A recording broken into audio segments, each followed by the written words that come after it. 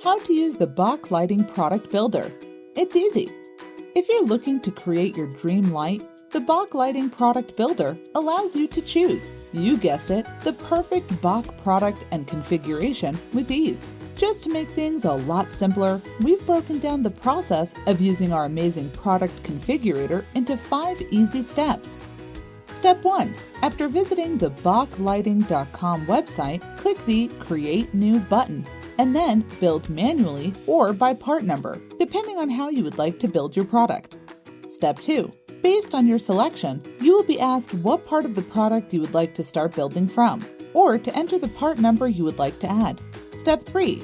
At this point, you'll get to see a page where you can choose from a wide category of products. This is where you can decide on what type of product you want, like RLM shades, decorative glass, or commercial products. Step 4.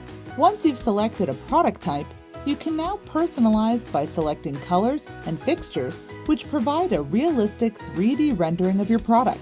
The product builder makes sure you are only shown valid options for your product. Step 5. Save and publish.